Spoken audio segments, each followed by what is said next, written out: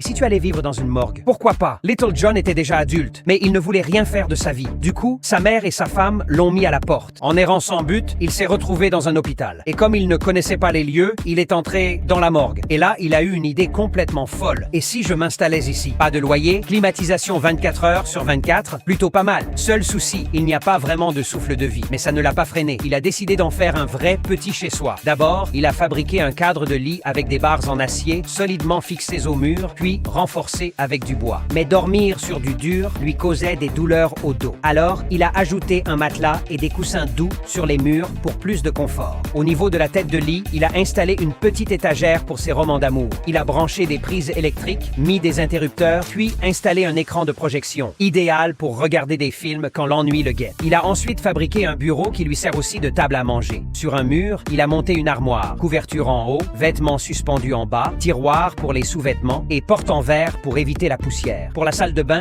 il a encastré un réservoir d'eau, installé des toilettes suspendues et une douche juste au-dessus. À côté, une mini-cuisine, plaque à induction, évier pour les légumes, placards au-dessus pour les épices et les produits d'hygiène. Il referme la porte en verre, propre et bien rangée. Et bien sûr, une cloison en verre pour séparer les zones sèches et humides, limiter la vapeur de cuisson et préserver un peu d'intimité. Voilà comment une simple morgue est devenue un logement fonctionnel. Chaud en hiver, frais en été et des voisins on ne peut plus calmes. Le rêve des paresseux. Allez, découvre maintenant le résultat final de Little John.